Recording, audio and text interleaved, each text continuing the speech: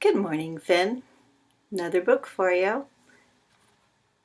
It's called Coriander the Contrary Hen. In order to understand what this book's about, you got to understand about the word contrary right here. Contrary. You know when you're at the park and mom says it's time to go home, she says, get off the swing, and you go, one more time, and you won't get off the swing? You're being contrary.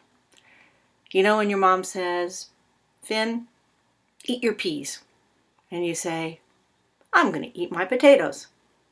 That's being contrary. Do you know when your mom says it's time to go to bed, and you go, no, it's time to wake up? Contrary. So, we're going to figure out how coriander is being contrary. Here we go. Title page. Title page again. This one has the author's information down at the bottom. Dore Chacomas. Right there is the copyright information, should you ever be interested. Alright, ready? Coriander was a contrary hen. When Farmer Bucket said go, Coriander stayed. When Mrs. Bucket said stay, Coriander got up and went. There she is, being contrary. When little Fanny Bucket told Coriander not to dig in the garden, Coriander dug up 3 pea plants and ate half a row of baby lettuce. There she is, being contrary again.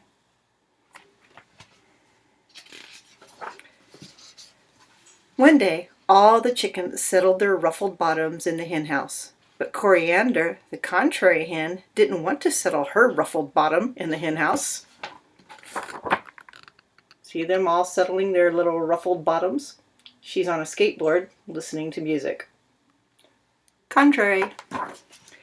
So she scratched her way under the hen house fence. She marched through the tall grass. She pulled out some of the grass with her beak and piled it in the middle of the road. Then she sat and sat and sat. Right there. There she is.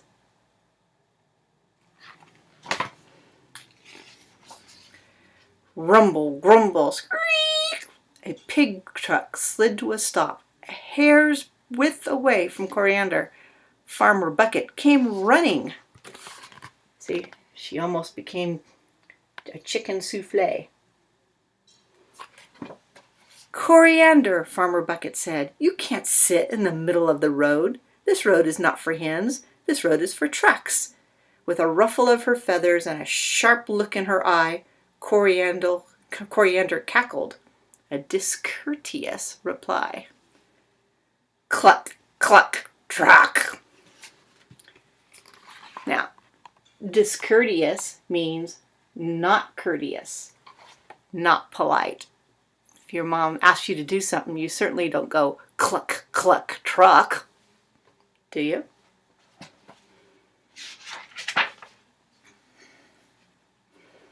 Don't sass me, Farmer Bucket said. Get back to the hen house. But Coriander just shook her head and gave Farmer Bucket a peck on his boot.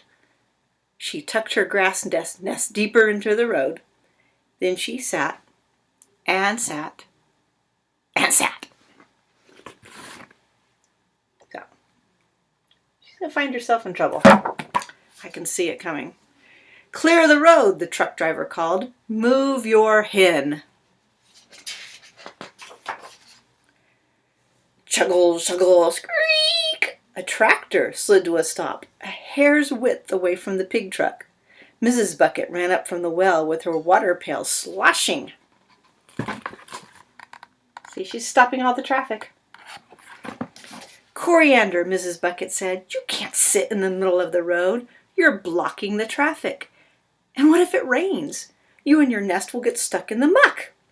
With a ruffle of her feathers and a sharp look in her eye, Coriander cackled a discourteous reply. Cluck, cluck, muck.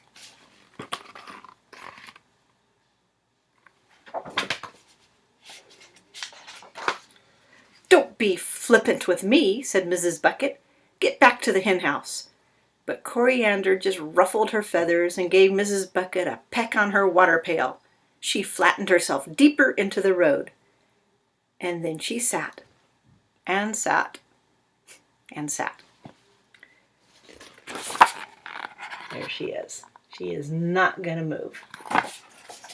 We can't get through, the tractor driver called. Move your hen. There everybody is, getting very upset.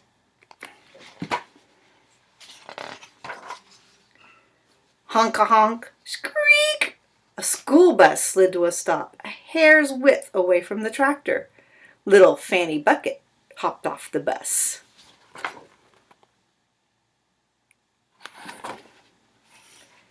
Coriander Hen, she scolded, you cannot sit in the middle of the road. You are not acting like a smart hen. You're acting like a dumb duck. With a ruffle of her feathers and a sharp look in her eye, Coriander cackled a discourteous reply. Cluck, cluck, duck.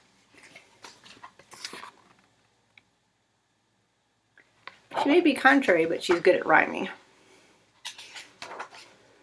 Fanny squinted at Coriander with one eye. Then she shook her finger at the hen. That's not funny, she said. Go back to the hen house. But Coriander, the contrary hen, just squinted back with one eye and shook her wing feathers at Fanny. She gave Fanny a peck on her school bag. She scratched herself deeper into the road.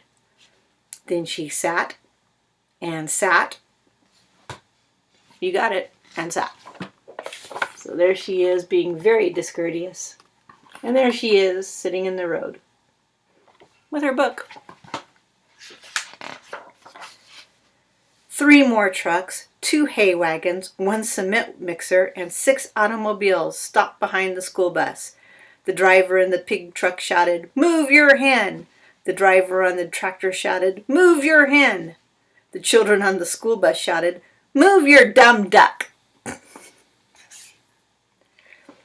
Every driver in every vehicle shouted, "Move your hen!" But Coriander just sat and sat and sat.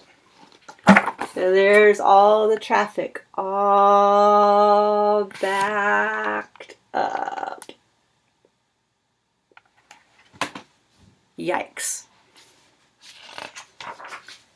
We have a real problem here, Farmer Bucket said. What are we going to do? Asked Mrs. Bucket. One of us is going to have to move her, said little Fanny Bucket. Coriander does not look like she wants to be moved at all.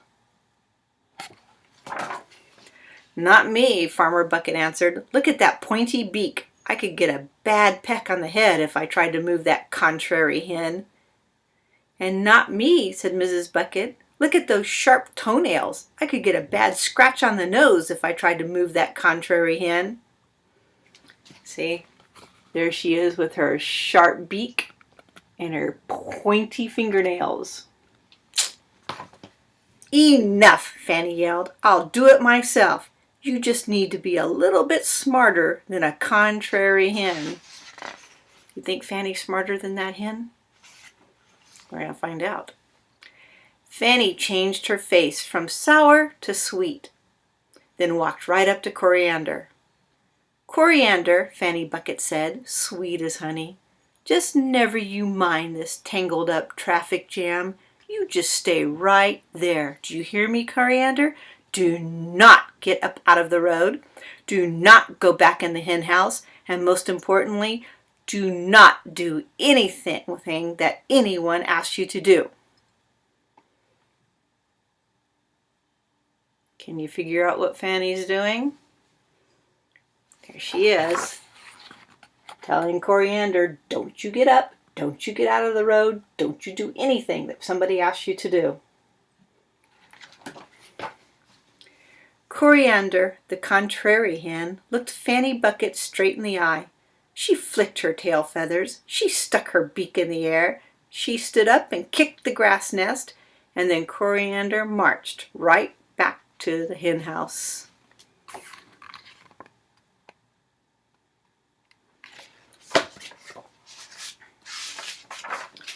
"You did it," Mrs. Bucket said to Fanny. "Smart thinking," Farmer Bucket agreed. The pig truck driver cheered. The tractor driver cheered. The school children cheered. Everyone cheered. Fanny Bucket beamed. "That takes care of that problem," she said. "Coriander will be in the hen house to stay." There they all are, so happy that the whole contrary hen thing is solved.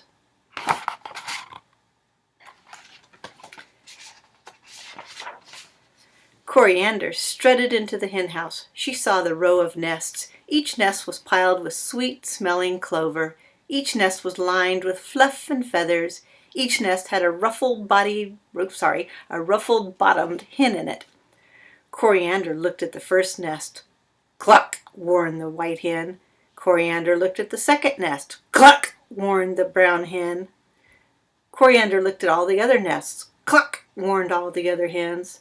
The best nests were taken. At the end of the row sat the very last nest. It was scruffy. It was lined only with a few wisps of scratchy straw. But once a contrary hen, always a contrary hen. There's all the comfy nests. And there's Coriander hatching up some mischief. Coriander looked at all the feathers on the ruffled bottoms of the hens, and with a ruffle of her feathers and a sharp look in her eye, Coriander cackled a discourteous reply. "Cluck! Cluck! Pluck! Pluck! Pluck!" Look what she did. She plucked out their tail feathers. Cluck! Cluck! Pluck! And then she put all those feathers in her own nest, didn't she? And she has a very comfy nest. All those other hens have bare bottoms. Coriander, the contrary hen. I'll send this book to you too. You can read it as many times as you want. You take care, be a good boy, and we'll have another book next month. Bye.